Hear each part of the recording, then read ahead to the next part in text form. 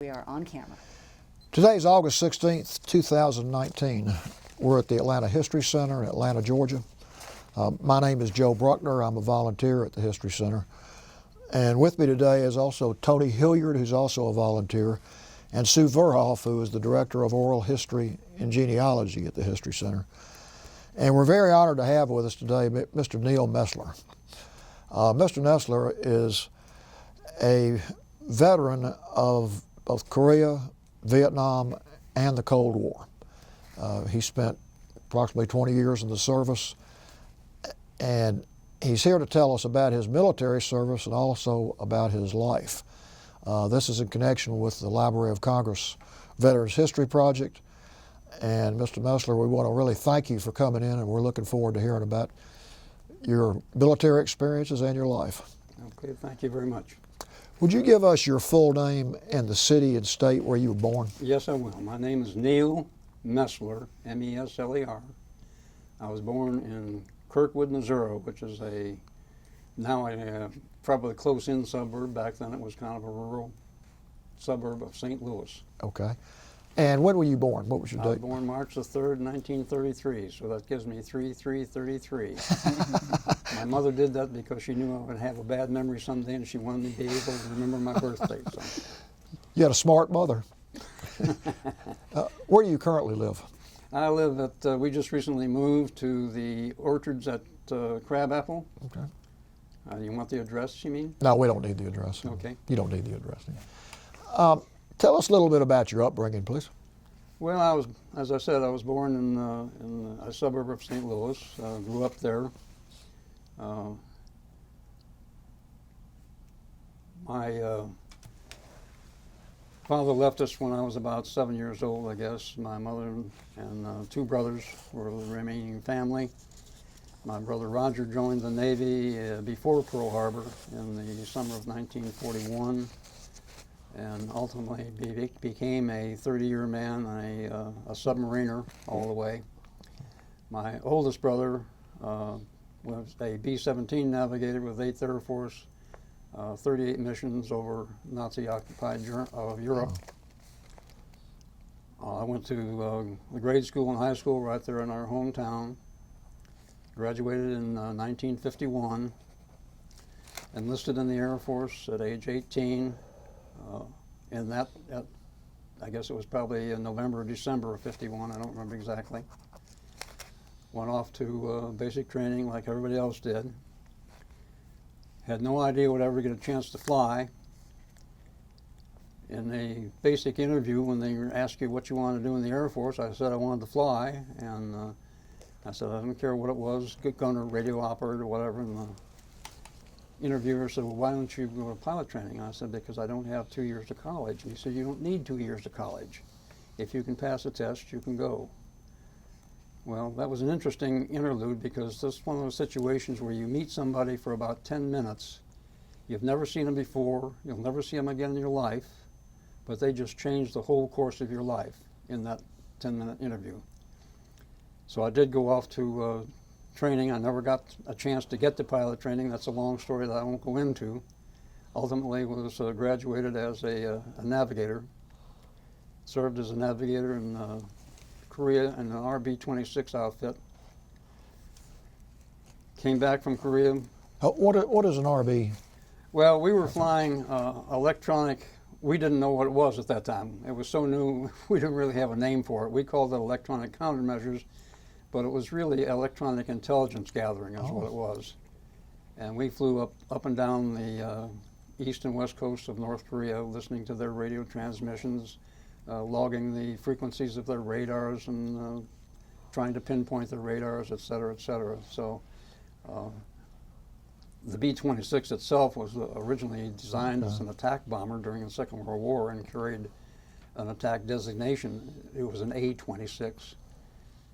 During the Korean War, it was changed to a bomber designation, so it became a B-26, and of course the RB indicated it was a recon aircraft.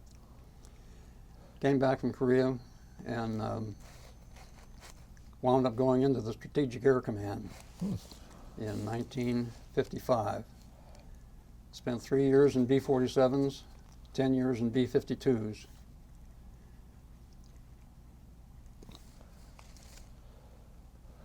And that's really the era of which I would like to speak today. Okay, you want to just go ahead and do that now? Yes, I would like to, thank you. Okay. In about 1990, the Commanding General of the Strategic Air Command, Curtis LeMay, determined that he wanted 12 B-52s airborne 24 hours a day, 7 days a week, 365 days a year, fully loaded with thermonuclear weapons, i.e. hydrogen bombs, and the mission data necessary to allow them to strike their targets in the Soviet Union. Those aircraft were to fly specific routes around the periphery of the Soviet Union because we wanted the Soviet Union to know we were there. In fact, as General LeMay joked, he said, I want the Premier, Nikita Khrushchev, to figuratively speaking, be able to look out his window and see those bombers and think to himself, today is not the day to go to war. And so that's how the airborne alert program got started. Huh. I don't know where all of those routes were, but I'm intimately familiar with the two routes that we flew. We being the 69th and 70th Bomb Squadron of the 42nd Bomb Wing, 8th Air Force, Strategic Air Command, based at Loring Air Force Base, Maine. That's Loring, named for Major Charles A. Loring, a posthumous Medal of Honor man from Korea. You've probably heard it sometime or another listening to a winter weather forecast and have the forecaster say, well, the coldest spot in the nation today was Caribou, Maine, coming in at a toasty 32 degrees below zero. Loring was 20 miles north of Caribou. We had a saying that we have two seasons up here. We have winter, and then there's another time when the skiing isn't as good. We flew the first mission I will discuss was called, sometimes called the Northern Route, more specifically by its operational name, Hardhead. And Hardhead was probably a very simple mission to fly. We took off from Loring, loaded with 4 Mark 28 1.1 megaton thermonuclear weapons, flew basically due north until we reached a point over the ice cap adjacent to Thule Air Base in Greenland. Thule was the home to a large array of radars, which were capable of looking almost all, not all the way into the Soviet Union, but into the Soviet Union. So they were able to track aircraft and missile tracking. In fact, one of the arrays was known as BMUS, the Ballistic Missile Early Warning System. And General LeMay reasoned that if the Soviets were to attack, they would probably want to eliminate that tracking ability first. So our job was to set up an orbit west of Thule, within visual range of Thule, so in the event they disappeared under a mushroom cloud, we could notify SAC immediately, they could launch the ground alert force, and we'd be on our way towards the Soviet Union. We flew that orbit hour after hour after hour, and it was a tedious operation to do. The only time we broke orbit was to meet a tanker coming over from Anchorage, but once we finished our refueling, we'd go back into orbit and hold it until we were relieved by the next B-52, probably around hour 21. We did get a little of a break one day when Thule called and said, we're getting radar pulses from out on the ice cap where there shouldn't be any. Can you guys trundle out there and see what you can see? Well, we thought that was great because it was an opportunity to do something other than ride around in an orbit. So we took the heading that Thule gave us and went out to the ice cap. I don't remember how far out we went. It was a pretty good ways, I guess. And lo and behold, there in a hole in the ice cap was a Soviet submarine. And that's what Thule was picking up, was the pulses from their search radar. So we dropped down as far as fuel economy would allow, circled several times, noting the exact location, taking radar pictures to be given back to the guys at Loring when we returned, and then climbed back up into our orbit. But it was an interesting interlude, and we were delighted to have the break. Oh. I can probably best describe Hardhead as boredom on steroids. But the other mission that we flew was called the Southern Route, or Chrome Dome, and Chrome Dome was never boring. I might explain at this time that when a wing was tasked to fly airborne alert, it wasn't something that went on continuously. It was a very arduous mission, both for the crews and ground crews. So we only flew it for a few months at a time, and then the burden was shifted to another wing. We never flew both of them simultaneously. We never flew the north route and south route at the same time. It was one or the other. I'll describe the south route, or Chrome Dome, in terms of a specific mission that was flown on the 22nd and 23rd of October 1962. The Cuban Missile Crisis was in full bloom. The United States had discovered that the Soviet Union had moved intermediate range ballistic missiles into Cuba. Those missiles were capable of carrying nuclear warheads. They were also capable of reaching virtually every major city in the United States. President John F. Kennedy demanded that the Soviet Union remove the missiles. Of course, they rebuffed that demand. So now we have the world's two supernuclear powers locked in a stare-down out in front of the Long Branch Saloon, while the rest of the world is holding their breath in fear, wondering what's going to happen if neither one of them blinks. President Kennedy, in order to preclude the Russians from bringing in, I say Russians, I will probably slip on that several times rather than Soviet Union, because let's face it, that's what we're talking about. We're talking about Russians. Anyway, in order to keep the Soviet Union from bringing in any more missiles, he directed that there be a naval blockade set up around the island, which was a pretty dicey move, since interfering with another nation's vessels when they're on the high sea can be construed as an act of war. The fact that our particular crew was selected to fly the mission starting on October the 22nd was no significance to that, just the vagaries of scheduling. When we reported to our pre-takeoff briefing, we had the usual array of briefers. We got the weather people first, telling us about the winds aloft and what kind of weather we would encounter en route. And then we got the communications people telling us what frequencies we would be on and who we would contact, et cetera, et cetera. Then came the special weapons people briefing us as to what our load was, which again turned out to be a 4-pack of Mark 28 thermonuclear weapons.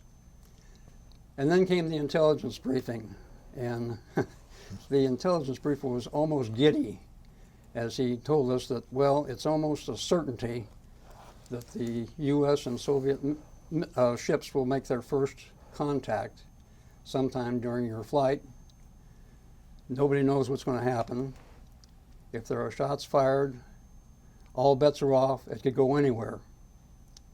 And somebody in the room, it wasn't anybody on our crew, somebody in the room says, "Is this the big one?" And the intelligence briefer said, "Not only yes, but hell yes." So on that cheery note, we reported to our aircraft, stowed our gear, completed our pre-flight, got ready to saddle up. I remember standing outside the aircraft for a little extra time. It was snowing. And with the snow came that special silence that comes with a snowfall. And it was beautiful. And I was standing there thinking to myself, what a beautiful world. I wonder if I'll ever see it again. So we cranked up, blasted off. Takeoff was normal as any takeoff can be in a snowstorm when your airplane weighs 500,000 pounds. Climbed out, hit our coast out point over Rockland, Maine, turned southeast across the Atlantic. The radio traffic coming out of the Caribbean was incredible. Everybody sounded like everybody talking at the same time and kind of excitedly. The only call I remember specifically was a Navy patrol bomber who was calling Mayday, Mayday, Mayday. And we were thinking, oh my God, has he been shot down as it's already started?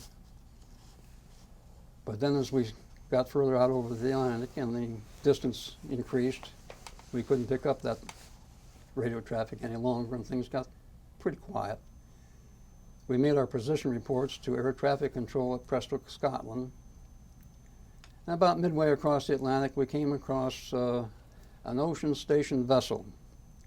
Now, the ocean station vessels were stationed at various points around the oceans, specific points, and their job was to render navigation aid to aircraft, ships, provide rescue service as required. The station that we ran across mid-Atlantic was called Delta, Ocean Station Delta. It was manned by the U.S. Coast Guard. Their job was to maintain their position within 1 nautical mile of a specific set of coordinates. I understand that that tour of duty out there was 30 days at a time, and I thought hardhead was boring. Wow. Anyway, we gave Delta a call because they had a long-range radar and they could pick us up, and were able to give us an updated position, which was always nice when you're out over the Atlantic to know really where you are. I always found it comforting that somebody else knew where we were in that great expanse of sky and water. But Delta was a welcome opportunity to chat with somebody else and kind of get our mind off of things. As we got out of Delta's range, there was another ocean station vessel, Echo, but it was operated by the Portuguese, and they would never answer us. They did answer us one time. And by the string of Portuguese that we got, and based on the inflection, we kind of figured it might translate something like, go to hell, damn Americans, or something like that, so we didn't bother to call them again. As we approached coast in Spain, we began to pick up more air traffic, radio traffic, aircraft rendezvousing with tankers. The United States had a basing agreement with Spain, and we had, I don't know, maybe 3 or 4 bases in Spain that were operating tankers, so we had a very large tanker force present in Spain at the time. I only remember 2 bases, Morón and Torrejón, and the others I don't recall.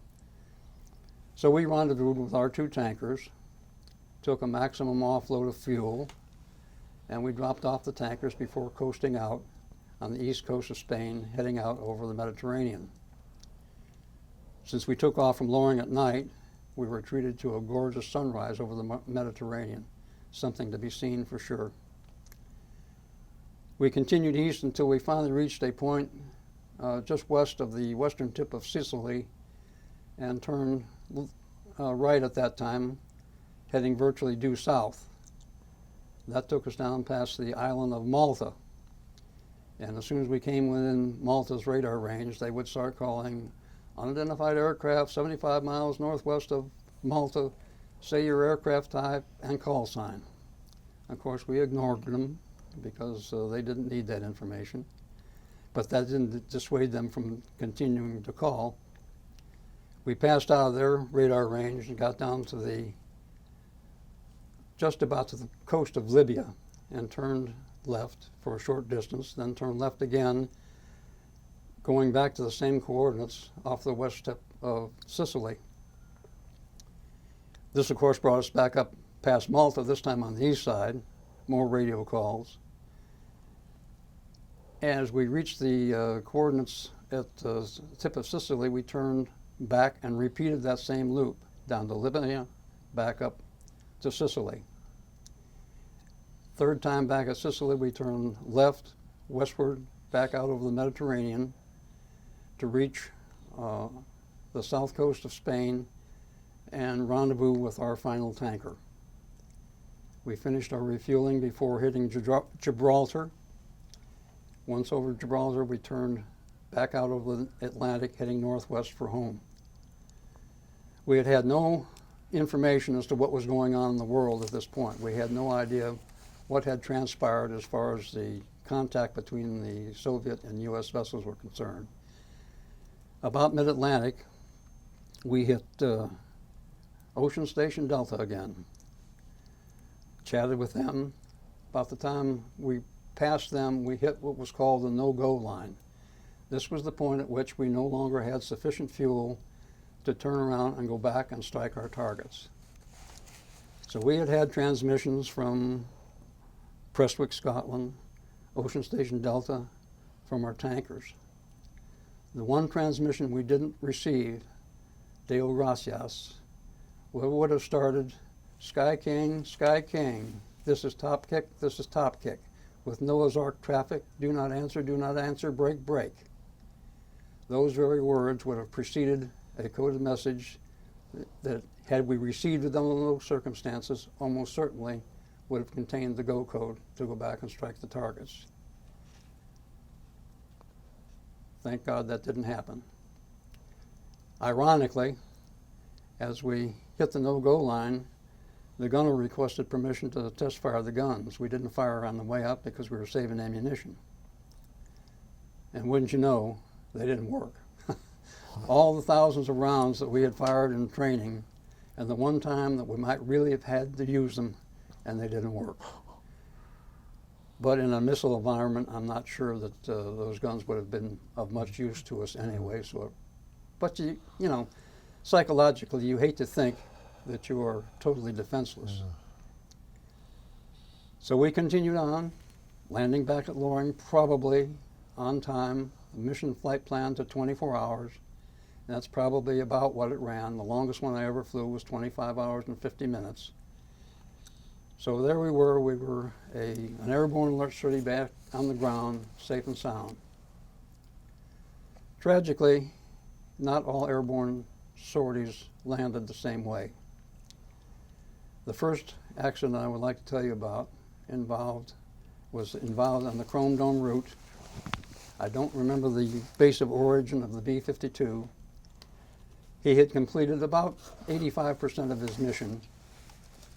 He was pulling up behind the tanker over the south coast of Spain. This would be his final tanker too before heading home. What exactly transpired will never be known, but somewhere along the line, when moving in for the refueling, the bomber overran the tanker and they collided. Both crews lost. Tanker crew normally was 4 people. They inevitably had somebody else on board with them. Bomber crew was 6 people. I know they had an extra pilot on board. So we're talking probably at least a dozen casualties. The 4 Mark 21s that were in the bomb bay of the B-52 fell out, of course, as the airplane broke up.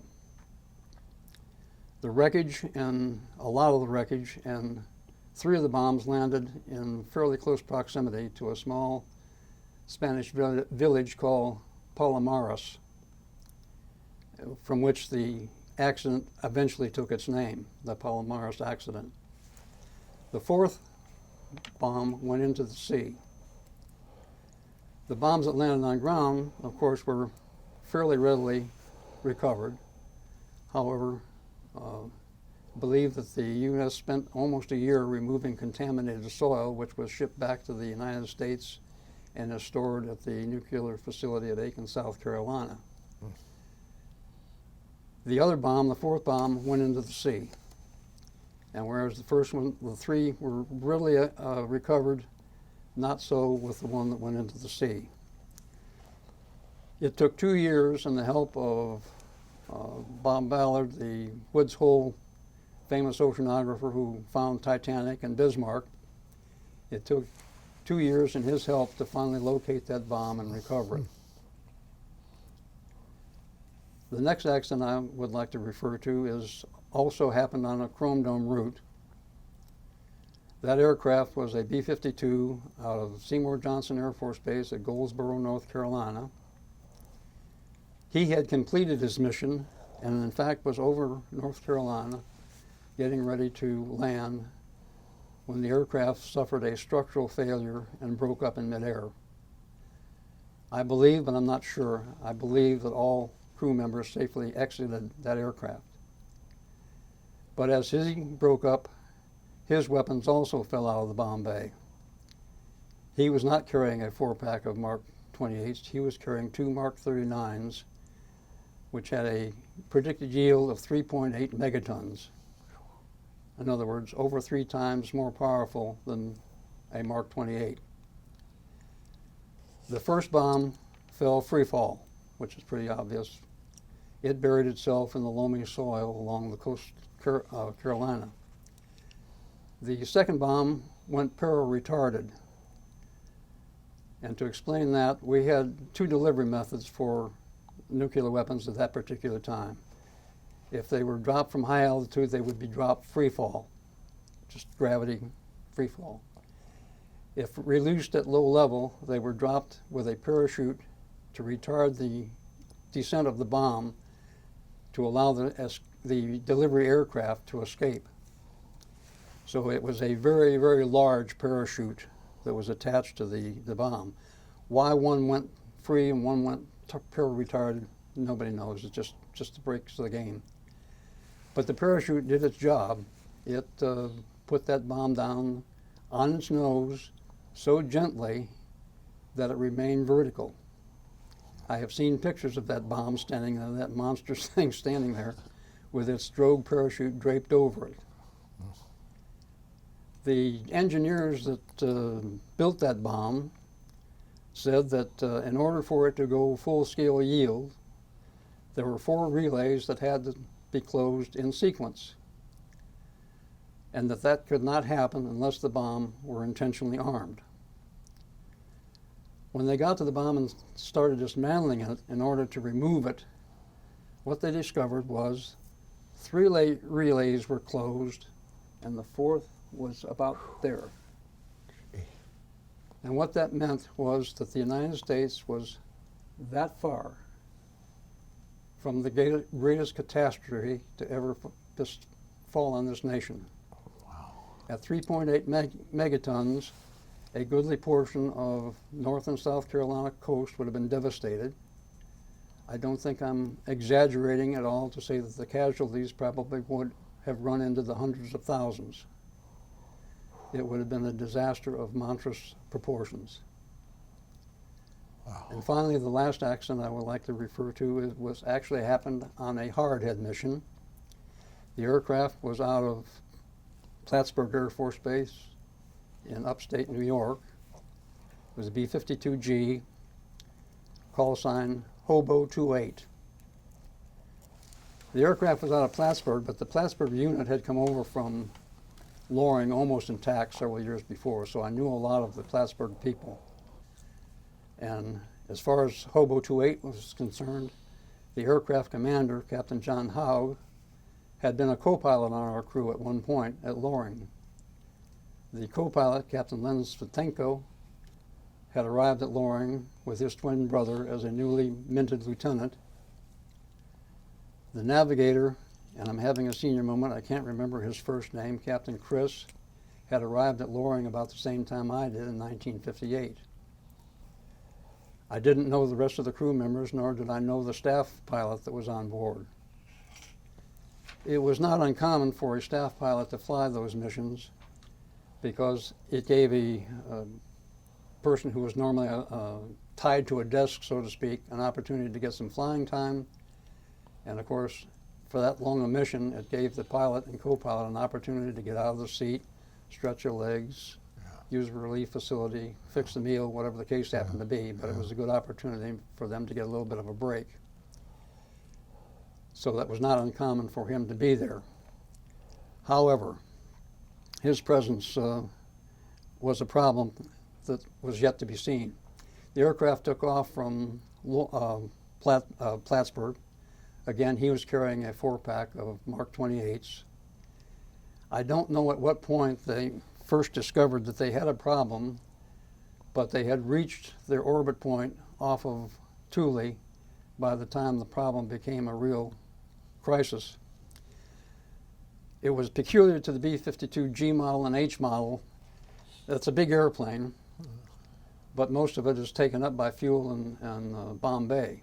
The crew compartment is not exactly spacious, particularly for 6 people, and usually 1 or 2 extra people to boot. So storage space is critical, and there are a few niches on the lower deck, the navigator's compartment, that are very inviting to stow stuff. The problem is that there is a heat duct that runs along the deck at that point, carrying 1200-degree heat. So if you stash something on there, you're going to get a fire. And we had discovered that very on when we first picked up the G models. It was well known, it was published, and everybody should have known that that shouldn't happen. However, when the staff pilot got on, he saw this opportunity to put his stuff over there, and that's where he put it, and apparently nobody caught it. But at some point along the mission, they became aware of the fact that there was smoke in the lower compartment. Captain Svitenko had left the co-pilot's seat. I don't know whether it was in response to a question about smoke in the lower compartment or whether it was just a normal relief break or what he was doing, but Len Svitenko was out of the seat. The staff pilot had moved into the co-pilot seat. Len came down and was dealing with the fire as best he could. It was gaining on him. He wasn't getting it out. And then to complicate matters, the aircraft lost complete electrical power. Now, whether that was an adjunct of the fire, I don't know. I doubt it myself. Whether it was an entirely separate malfunction, that's entirely possible. Was it because there was a person in the co-pilot seat who was not familiar with the co-pilot position? Because that's where the electrical control panel was located. I don't know the answer to those questions. But the fact remains that they lost power. So here they are at night over one of the darkest places in the world. They've got a fire on board that's out of control, and the situation is obviously untenable. Captain Haug, the aircraft commander, made the decision to overfly Thule and to bail out the crew at that point. The normal procedure for a bailout on that circumstance would have been for the navigator to eject first. Reason being, that's the lower deck. His ejection seat goes downward. That leaves an open hatch for any crew member not occupying an ejection seat to be able to go out that open hatch, and that was Captain Svitenko's exit route. The sequence after that would have been radar navigator, gunner, electronics warfare officer, co-pilot position, and obviously lastly the aircraft commander. They completed the bailout. Radar navigator, gunner, electronics warfare officer, co-pilot, and aircraft commander did in fact land in close proximity to Thule and were subsequently rescued. Captain Svitenko went out that open hatch. It was determined afterwards that probably as he went out, he contacted some of the antenna on the underside of the aircraft and was killed instantly. Captain Chris, for some reason or other, the navigator, I don't know how this could have happened, but it happened. He wound up not close to Thule, but out on the ice cap. And as mentioned, this was at night, so the rescue efforts to find Captain Chris were unsuccessful until the following day. He was eventually rescued. He did survive, but he lost all of his extremities due to frostbite. The aircraft, which was left on autopilot, heading west out over the ice cap, trimmed to descend, did in fact crash on the ice cap. Of the 4 Mark 28s on board, 2 of them broke up and were scattered across the ice cap. 2 of them penetrated the ice cap, and I don't believe were ever recovered. As recently as just a few months ago, I read an article indicating that the United States is still paying reparations to the Norwegians and or their families who cleaned up the crash site and were subjected to high levels of radiation. So with the crash of Hobo 28, the airborne alert program came to an end.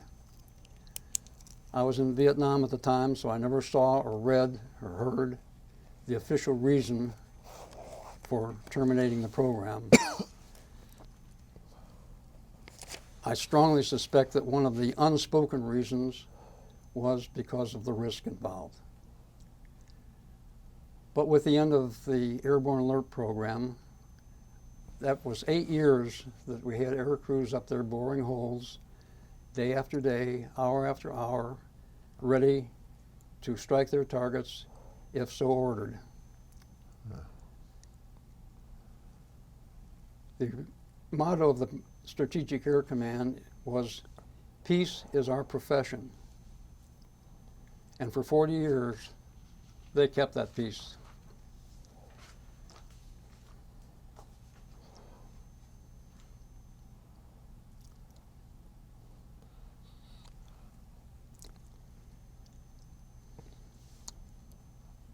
That's an amazing story. Well, I'll get through it in a minute. But for the crew, like the people over Palomar, Spain, and Lens-Vatenko, and a lot of others, peace was very costly.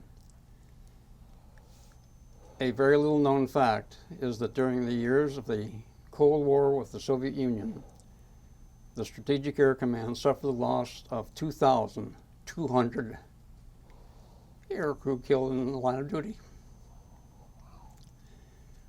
Which leads me to the conclusion that the Cold War was not near as cold as the name might suggest. And that's my story.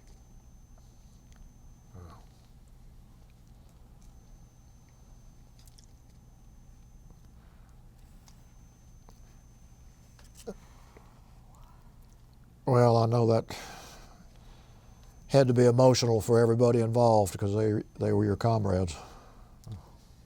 Yeah, I knew a lot of those people. Good friends and acquaintances, a lot of them.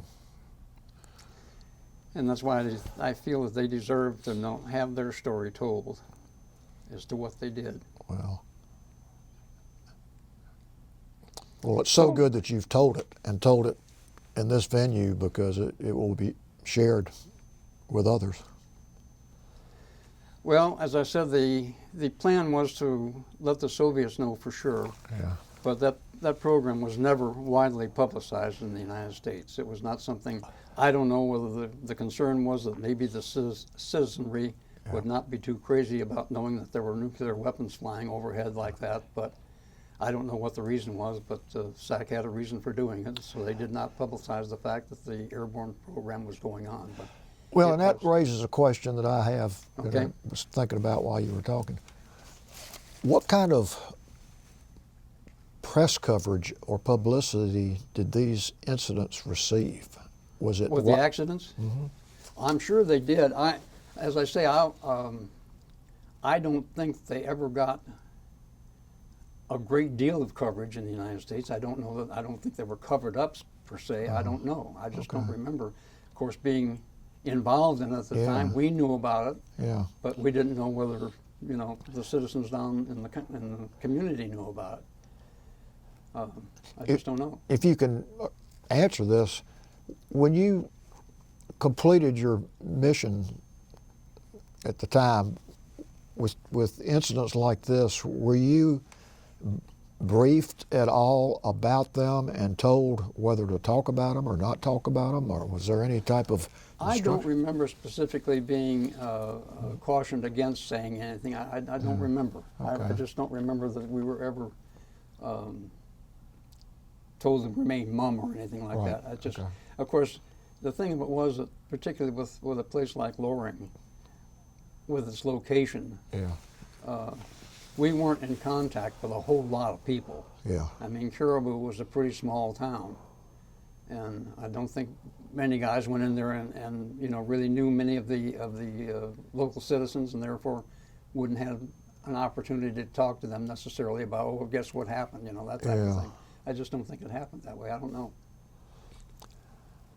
Talk a little bit about what you were doing specifically during these flights. I know you said they were relatively boring, but what was your role? Well, I was a radar navigator bombardier. Oh, okay. The B-52 crew consisted of a pilot, aircraft commander, co-pilot, the radar navigator, who was, for lack of a better word, the senior navigator, so to speak. He was responsible for bombing and so forth, and then the navigator who did that, he navigated. Yeah.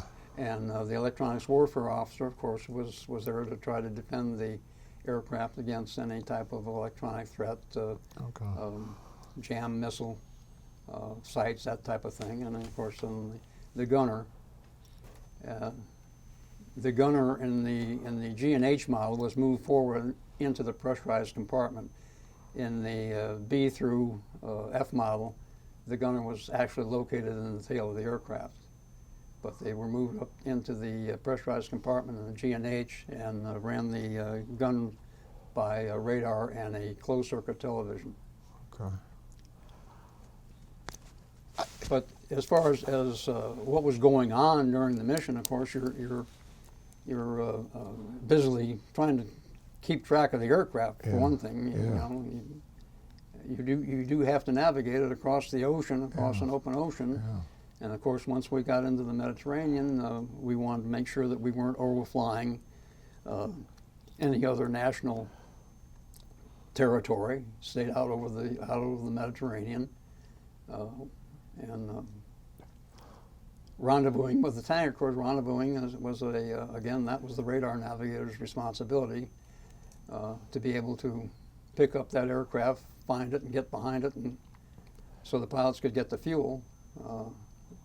And we did have, as I said, 2 refuelings. We refueled with 2 tankers over Spain coming in, and 1 tanker over the south coast of Spain going out. So that was that activity. So. Well, it sounds like you had to be alert the whole time, pretty much. Pretty much so. Yeah, pretty much so. We could take a break, particularly if you got over, once you got out into the Mediterranean before we got over to our turn point. You could get out of the seat and move around. We had they were like TV dinners, and they had an electric oven on the lower deck where you could get out and plug in your TV dinner, and that was really helpful to have a hot meal in a 24-hour mission like that.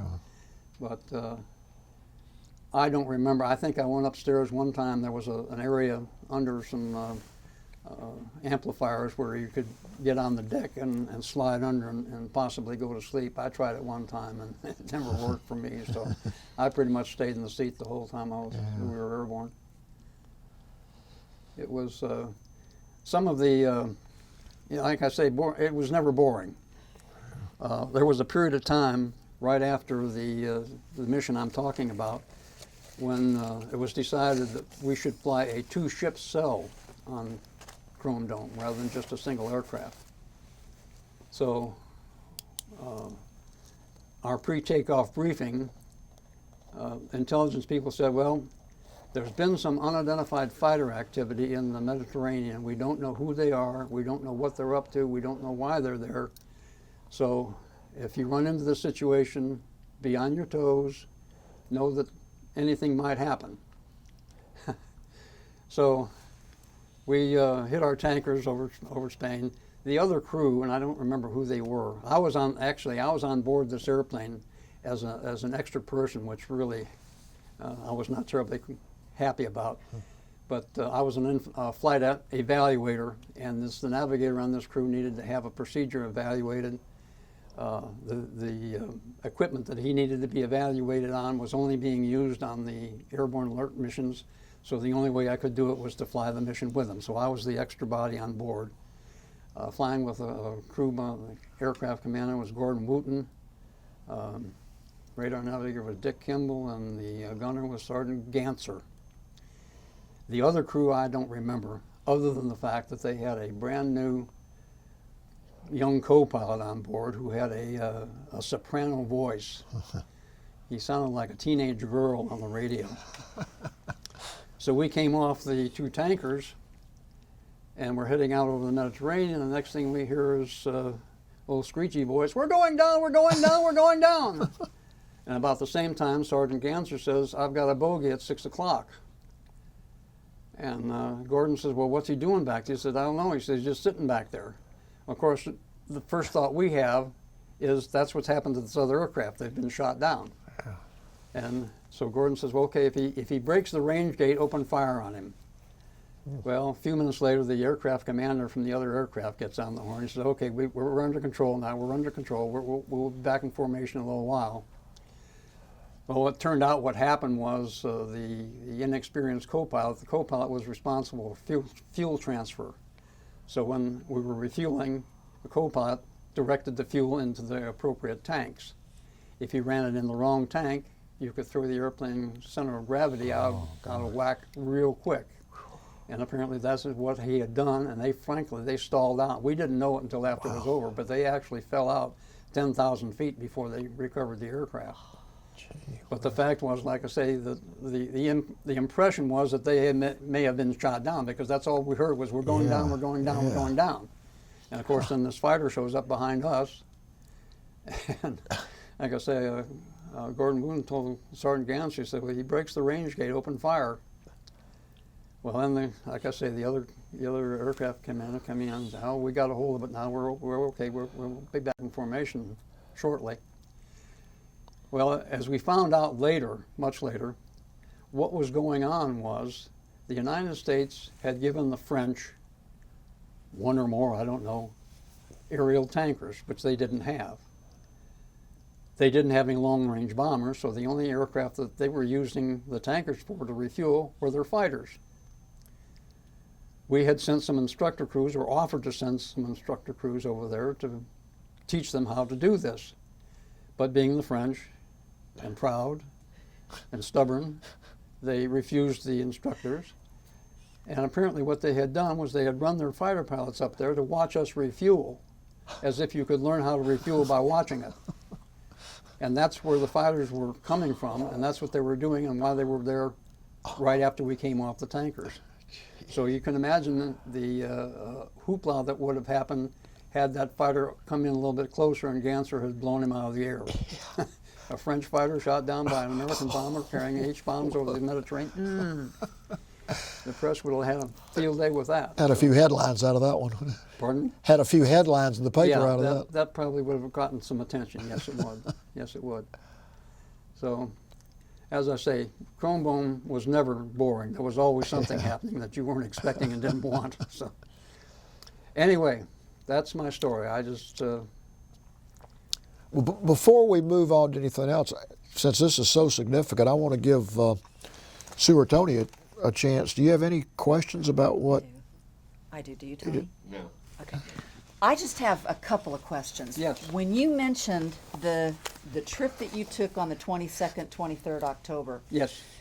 that you did, of course, touch base with Ocean Station Delta Yes, we did. and Prestwick, Scotland, and over the course of your mission. Yes. But you got no information None. on what was going on the ground. None. Maybe this is a stupid question, but was that like to maintain radio? I mean, I'm just curious that you No, never. I don't think. Well, for first place, ATC and Prestwick probably didn't know any more than we did. Okay. Maybe they did. I don't know. If they had radio, of course. And as far as Delta was concerned, they're sitting out there in the middle of the Atlantic Ocean, and they're not getting any. They don't have any TV or radio coming in, newscasts or anything like that. So, no, nobody offered anything. We had no idea what was happening. Gotcha. And when you ignored the demand for identification from from the controllers at Malta, is there ever any worry about not answering those kinds of, I mean, I don't suppose Malta has any kind of an air force and they couldn't have sent anybody up against you, but was there a worry ever about kind of ignoring those kinds of demands? No, we never thought about it. If there was, it wasn't a worry to us, because obviously we were under orders not to communicate with anybody other than the people we had to communicate with. Gotcha. And so we weren't going to talk to them. So that was it. Okay. And the only other question I had, and I may have just misheard, and I apologize if I misheard this, but when you first talked about Curtis LeMay's order to set these missions into motion, what date was that? What year was that? I believe it to be, we flew the first one that our wing ever flew. And I remember that being in sometime in mid-1960. 1960. So okay. I'm guessing that, I don't remember exactly. I mean, I don't have a specific date in which he made that decision. No worries. But I'm just going on the basis of the fact that we flew the first one our wing ever flew, and that was, to my recollection, was in mid-1960. Gotcha. Okay. Moving back, is there anything about your service in the Korean War that you want to share with us, that you have not shared with us? Well, of course, yeah, I can tell you one thing about the Korean War, that in sitting in the spring of 1954, I got there the end of '53. The ceasefire was in effect, but there was still an awful lot of hanky-panky going on, which I could explain. I won't just at the moment. Sitting in Chow Hall, spring of 1954, I think it was probably April, and we had a assistant ops officer, really nice guy, but he was an alcoholic and was not entirely reliable sometimes. We were all sitting around on a Sunday morning having our coffee and just chit-chatting. I was a 21-year-old second lieutenant. Most of the other guys at the table with me were of the same vintage. And he came in, he says, I want some volunteers for Indochina. We thought, well, he's probably still drunk from Saturday night. We don't know what he's talking about. We ignored him. And he just stood there and he said, I want some volunteers for Indochina. Finally, the third time he said, I need some volunteers for Indochina. And one of the guys sitting at the table says, is it warm there? And he said, oh yeah, it's very warm there. And so he said, well, I'll go, Bill Novak. And the rest of us said, yeah, we'll go. Well, he left. And we figured that was the end of that. Sunday afternoon was usually poker day. If the weather was decent, somebody would haul a table out of one of the tents, throw a blanket over it, and start an all-day poker game. People sat in, sat out, back and forth. About 4 o'clock, sitting out there playing poker, and here comes Captain Stiles again. He says, you guys got about 20 minutes, you better hurry. And look, what? We're leaving in about 20 minutes, get your stuff together. Good Lord. So we dash in the tent, grab a bag, throw in some stuff, what have you. There's a C-47 over cranking up over on the fire stand. We climb on board the C-47 and off we go. I'll make a very long story very short. We wound up at Clark Field in the Philippines, and we were told that we could go to town, do whatever we wanted to do, stay gone, but we had to be back in that hangar in 48 hours. So off we went, came back in 48 hours, and they said, okay, here's your mission briefing. You're going to Hanoi. And that's going to be a dicey mission because you might not have enough fuel to get to Hanoi. So if you have to divert, you divert to a place called Terrain. It's a French air base. We get back out to the airplanes and discover that all the American markings have been taken off and we're wearing French bullseyes. Oh, wow. And some of the guys were not terribly happy about the fact that we as Americans and non-combatants were going into a war. And what year was this? April 1954. Okay, continue. The French were wow. well, I can tell you about it. Anyway, long story short is we wound up flying missions into what was then called French Indochina. It wasn't Vietnam at that point. The air base I talked about, Terrain, was later better known as you would call Da Nang. We didn't make it to Hanoi. We were going to run out of fuel, so we wound up at Terrain and wound up in a situation where landed in a firefight going on across the runway from where we landed. French Foreign Legionnaires, they were Singhalese tribesmen with the tribal scars on their face. Gee. And I went back, opened the cargo door of the aircraft, and this guy grabbed me and pulled me down. I thought, oh my God, we've landed at a captured airfield. It was one of these Singhalese French Legionnaires. He just wanted me to get down because there was a firefight going on right over there. But anyway, Wow. that was that was interesting, and that was one time when we were told, you don't talk about where you've been, you don't talk about what you've done, nothing. So. How long did you stay in that assignment? Or how We were only there a very short time. Okay. We flew the missions in there. The French were at, that was when they were getting whipped at Dien Bien Phu, which was a fort up on the plain of Jars in Laos. And of course, you recall that the Indochina had been a French colony for 100 years before the Japanese ran them out during World War II. And after the war, you know, everybody was ready to get back to normal. They didn't realize that normal wasn't the same as the old normal, that colonialism was dying, and that it wasn't going to be the same as it was. And of course, Indochina had been a really economically sound colony for the French. They had tin, they had cinnamon. You may recall the Michelin rubber plantation, French rubber. So we, the United States that is, I guess not realizing the significance of this little nondescript nation in Southeast Asia, we decided, well, we'll help the French get back in and get the colony started again. Well, some of the Vietnamese had a different idea. One of them was a little man who had traveled all through Europe, spent a lot of time in Russia.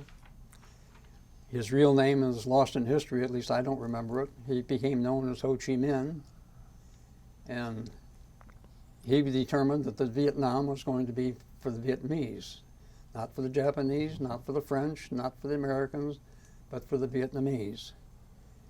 And he organized his force, which at that time was not called the Viet Cong, they were called the Viet Minh, and determined that they were going to kick the French out of Indochina. The French, believing in a defensive position, as we remember the Maginot Line, they had a strong fort out there on the plain of Jars, like I say, at Dien Bien Phu, and they felt that they were in a position to be able to control the situation. Ho Chi Minh had a very adept commander, a military, one might say a military genius, in the person of General Vo Nguyen Giap. And General Giap and his forces did what the French didn't believe they could do. They hauled artillery up into the hills around the fort. They tunneled all the way up to the fence of the fort. They cut off the fort from any ground support. And so the only way to resupply the fort was by air, which is what we were doing. We were going in there and bringing in aircraft, bringing in cargo parachutes, bringing in the necessary equipment for them to be able to resupply the fort. Of course, General Giap set up some pretty accurate anti-aircraft fire, and of course the runway was reachable by his artillery in the mountains, so ultimately the French had to throw in the towel and surrender. But that's what we were doing at the time. We were trying to support the French and try and help them to keep from losing the situation at Dien Bien Phu.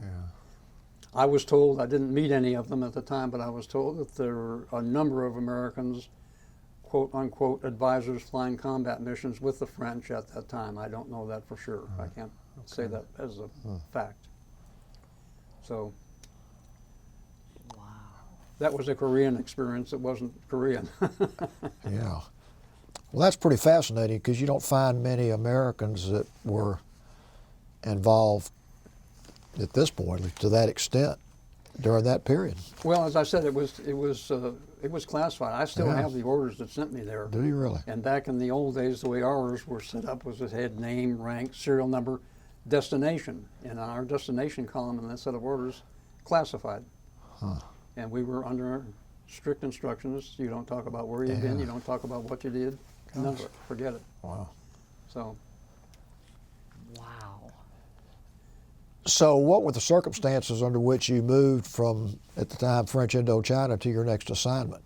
Well, I went back to Korea. You went back to Korea, okay. That was temporary duty. That was, we okay. were not I got PCS down there. No, we were temporary duty.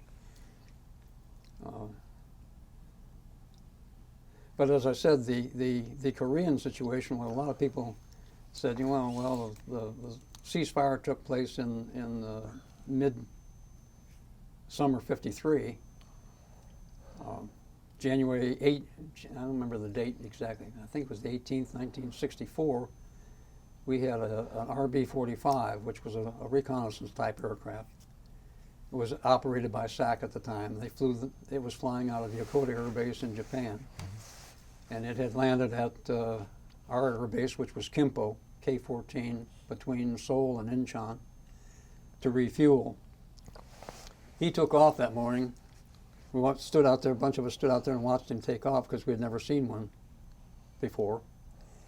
And shortly after he took off, the 4th Fighter Wing was on the other side of the field from us. That was an F-86 wing. They were called the MiG killers. And about maybe 10, 15 minutes after the 45 took off, the 4 F-86s rolled down on the runway and took off. And somebody in the group said, "That's a MiG cap." And I'm thinking to myself, what does he need a MiG cap for? The shooting's stopped, you know. About 45 minutes later, here come 3 of the F-86s back. They pitch out, make their pattern, land, and those of us standing out there watching said, well, there were 4 took off, there's only 3 back. What's going on? Well, after the 3 had cleared the runway, here comes number 4, and he's down, right down on the deck. I mean, he is in the weeds, wide open. He came across that runway at full blower, racked it up into a vertical roll, and everybody said, uh-oh, because that was clearly a victory roll. And what had happened was that RB-45 had gotten up there, a flight of MiGs jumped him, the MiG cap went after him, and this young second lieutenant by the name of Beecroft hosed down a MiG, and so everybody was thinking, uh-oh, here we go again, you know. Yeah. But there was some things going on after the ceasefire that were a little testy. So. Yeah, interesting. We'll continue with your various assignments and your experience from that point forward. Well, I spent, like I say, I spent 13 of my 20 years on a combat crew. Oh. And I went to, when I went to Vietnam, I went to the B-52 Combat Operations Center at McVee. And we were the ones that were responsible for all the B-52 strikes coming into Southeast Asia. If you were in 2 Corps and 2 Corps wanted a B-52 strike, it came through our command post. If approved by the command section, then we forwarded it to SAC, 3rd Air Division at Guam, yada, yada, yada. Okay. So that's what I was doing in Nam. And when I got my assignment coming back, I thought there's no chance in this world that I'm going any place except back to SAC, and probably back on a B-52 crew. So when I got my orders, I was just absolutely stunned. If you had given me a month to try and guess my next assignment, I never in this world would have come up with it. I was sent to the faculty at Squadron Officer School at Air University, Maxwell Air Force Base, Montgomery, Alabama. Wow. And it was fortuitous, to say the very least. As far back as high school, I had thought I might like to be a teacher someday. And lo and behold, here was my opportunity to find out whether I really wanted to be a teacher or not. And so I had 3 years at the Air University as an instructor and an instructor supervisor. It afforded me an opportunity to get a master's degree in education. Gosh. And just coincidentally, my tour at Air University was ending at the same time as I was reaching my 20th year. And I got a form on my desk one day, wanted to know if I was going to go beyond 20 years. I got home that night and I told my wife, I said, they want to know if I'm going to get out of 20 years or not. And she says, I don't know if you are, but I am. She was a SAC wife. She had So anyway, that's the fact of the matter. I finally decided that, yeah, I'm 38 years old. I want to do something else with my life besides just this. And so I hung it up at Maxwell, and through a real stroke of luck, I thought I had in fact, I thought I had a dream job at a junior college in Niceville, Florida. And it turned out that's exactly what it was, a dream. The job didn't exist. My next door neighbor was a NCO at the Air Force ROTC headquarters, which also happened to be at Maxwell. And he said, have you ever thought about junior ROTC? And I didn't even know what it was, really. And I said, no, not really. He said, well, you ought to look into it. And he said, there's a Cracker Jack school in Atlanta that's looking for an instructor. And he said, I would really recommend that you look into it and take it seriously. So I said, well, okay, that can't hurt. I'll try. So I called up the school and told them that I had been advised they had an opening and blah, blah, blah. They said, well, can you come up this Saturday for an interview? And I said, yeah, I can do that. So I drove up from Montgomery to Atlanta on Friday evening to be fresh and ready to go for a Saturday morning interview, which I did at the Marist School. And I wound up staying at Marist 13 years, most of it as the Dean of Students. While I was at Marist, I got a law degree. I practiced some law with the firm of Alano, Show and Homer. I didn't stay with it that long because they decided they wanted to take a different course. They were a general practice firm, but they decided they wanted to go international business law, which was no interest to me at all. I did not have the resources to go into practice by myself, so that took care of that part of it. I just decided, well, I enjoyed what law I had practiced. I had tried 2 cases in court and won both, so I was thinking, well, do something else, so I did. And that's kind of where we are. What a life. We moved to Cherokee County in '79. We had gotten into horses when we were at Maxwell. My wife was always interested in horses, so we got into horses, and so we came over here and we got into horses again, and we're boarding. We were living down in Dunwoody, close to the school. Decided we wanted to have a place where we could have them right there with us, so we moved out on Rucker Road in Alpharetta, if you know where that is. Yeah. I had a little 11-acre horse farm out there. And in 1985 decided that it was getting too crowded in there and we wanted to move out with the horses, so we moved out to Cherokee County. Spent 34 years in Cherokee County, and then this past April moved back to within a mile of where we were 40 years ago. God. At the orchards of crabapple. Do you have children? I had 3. I have my oldest is a daughter. She and her husband, and she has 2 sons. They live in Louisville, Kentucky.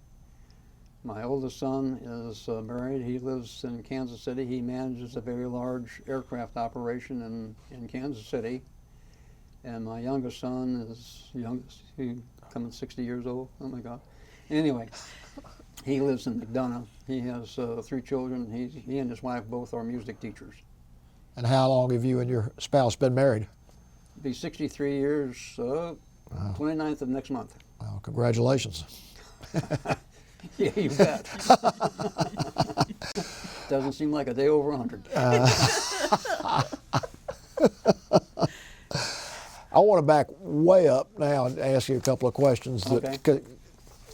It's such an opportunity for us to be able to talk to somebody that's seen these different events in history. Do you remember the day Pearl Harbor was attacked? Absolutely. Would you talk about that? Yes, I will. As I said, we were, of course, in 1941. As I said, my father had left us probably in 1939. So my mother was having to, she had to go to work, and of course in that day and age, for a woman to go to work, one without I don't believe she even had a high school diploma. So times were kind of tough, so finding entertainment or something to do, so to speak, was a little bit difficult. But you could get on the streetcar in Kirkwood and ride to downtown Atlanta. I think her fare was $0.10, and I was young enough that I rode free. So we could go to downtown Atlanta and walk around, particularly at that time of year, in December. There were 3 large department stores in Atlanta, in St. Louis at the time. and they had very large display windows, and every Christmas all those windows were decorated. They had animated scenes, electric trains running around, that type of thing. It was something to see. I mean, it was a worthwhile thing for a kid just to go down there and walk around those 3 big department stores and look in those windows. And I don't know if that's why we were downtown or not. I don't guess so, because it was daytime. But we were in a Katz drugstore, K-A-T-Z, and it came on the radio that Pearl Harbor had been attacked. Well, of course, I was 8 years old. It meant nothing to me. My mother's brother, my uncle, had been in the Navy since back in the 30s, and she of course, knew about Pearl Harbor and what it was and so forth and so on. And when she heard about the attack, of course, she was upset about the fact that it was an attack, but she was also upset about the fact that she didn't know where her brother was and that he might be there, yada, yada, yada. I remember we walked out on the street, and she ran into there was a sailor walking on the street in uniform, obviously. And she stopped him and told him that Pearl Harbor had been attacked and that he probably ought to get back to wherever he belonged. And of course, he was all shook up and took off. I don't know where he went. But yes, I remember that day very, very distinctly, yeah. My mother was quite concerned because she had been instrumental in getting my next oldest brother to get into the Navy in the first place. He was a bit of a handful, and she kind of decided that since her brother was in the Navy and what have you, that it would be a good thing for him as a young 17-year-old uncontrollable teenager, that maybe a stint in uniform would do him some good.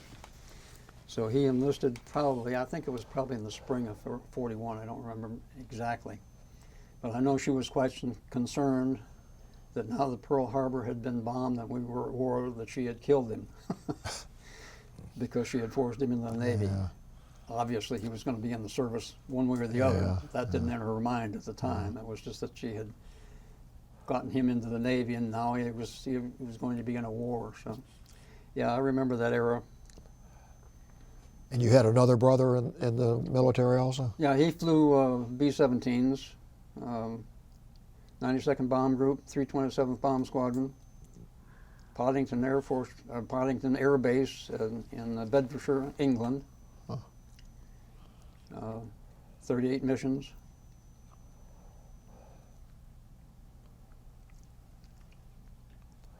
Did they share their experiences with you at any time about what Oh they did? yeah, oh yeah, oh yeah, oh yeah. Not so much the Navy brother, because like I say, he was gone a good part of the time, and he started out as part of the Navy Guard. Yeah. In the early part of the war. The merchant vessels, merchant seamen were not, according to the Geneva Convention, so forth and so on, were not supposed to be combatants. They weren't supposed to have guns and be able to defend themselves. So the merchant vessels were equipped with Navy crews, usually a signalman and gun crews to operate whatever defensive weapons they had on the merchant vessels. And so that was his first experience in the Navy, was as a part of the armed guard on a merchant vessel. Yeah, okay. And he saw enough ships torpedoed that he decided that he wanted to be on the other side rather than on that side, so he went to submarine school, became a submariner. Oh. And so he wasn't home that much, and he didn't have much to tell that I can remember specifically. My older brother, of course, when he came back, he had flown to all the places that there were to fly to just about in Germany, Berlin, Stuttgart, Leipzig, Munich, so on and so forth. They had been shot up pretty badly a couple times. So yeah, he had some stories to tell. Okay. Is there anything else you want to share about Vietnam, about either your experience, your personal experience, either there or here involved? Well, part of my decision-making process when I decided to retire at 20 years was what I saw in Indochina and watched the French and realized that what was going on over there, I'm 21 years old. I didn't know anything about the world or anything else, much about anything else, but I got the distinct impression at the time that what was going on was pretty futile. They were trying to do something that wasn't going to get done. And when I was in Nam 13 years later, 67, 68, I came to the same conclusion. What we're doing is not getting us anywhere. Yeah. We entered that war supposedly for the purpose of preventing South Vietnam from becoming communist, because a popular theory at that time was called the domino theory, that if you push the front domino, they all fall down. If Vietnam goes communist, Laos will go communist, Cambodia will go communist, Thailand will go communist, Myanmar will go communist, Indonesia will become communist, and we will be shut off in that part of the world. Yeah. So we had to stop that. That's what we had to stop. Supposedly, that was the reason given, at least that I understood, for us getting into that war in the first place. Yeah. So we wind up with, in Washington, D.C., on the wall, there's 60,000 names. And there's hundreds of thousands wounded and maimed in mind and body. For what? What did we get? Yeah. South Vietnam is communist. Laos didn't fall, Cambodia didn't fall, Thailand didn't fall, Indonesia didn't fall. Yeah. So I thought to myself at the time, I'm going to go back over there again, and for what? Yeah. And that's when I, among other things, is when I decided, no, I'm going to get out. Okay. And I still, to this day, well, I don't know exactly how to put it, but I just, let's face it, war is insanity to begin with. Yeah. And that was insane. And that's the way I feel about that. Yeah. Do y'all have any questions right now? I'm good. Tony? No, good. I feel like I've talked an awful lot, guys. Well, I want to give you one more chance to talk. If there's anything else you want to say in conclusion or summary or messages to your children, grandchildren, or anybody else, or just anything else you want to say, feel free. Not really, not really. Like I say, I cherish every moment that I spent. I'm very proud to have been a SAC man. Yeah. I think it was one of the finest military organizations ever built. And it's a shame that it's not in existence anymore. Mm-hmm. They have a substitute for it. I think they call it the Strategic Command now. But SAC was a military organization without peer at the time. And I'm very proud to have been part of it. Well, I know this country's proud of you because you really served our country in a lot of different capacities. And I mean, well, it was a privilege. Well, it was a privilege to serve. Well, you're obviously a patriot and have the right attitude, and you had a pretty rough upbringing, I guess, bringing a single no, I was pretty parent lucky. Family, and I was pretty lucky. Yeah. Very lucky. Good. I have been blessed all my life. Good.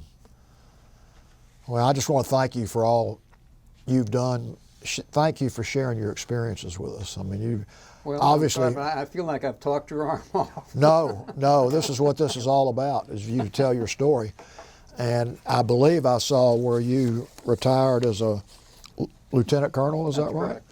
So you obviously were a ace #1 military man and a family man and a human being. And I just can't tell you how thrilled we've been to hear this. You're going to have to be getting up, looking in this chair and see who it is sitting here. That ain't me. Well, we think you are a hero to us, and I know your family does too. And we just, I'm not so sure about that. Well, we just want. Like I say, my wife was a SAC wife, and that was a tough road to hoe. There was a time in SAC when the divorce rate was running over 40%, Wow. because it was very difficult for the families. Yeah. Well, you've obviously got a good woman that you married, and Yeah, the best. she's got a good man, and we just want to thank you for being here today, and thank you for your service. Well, thank you. Thank you. Thank you.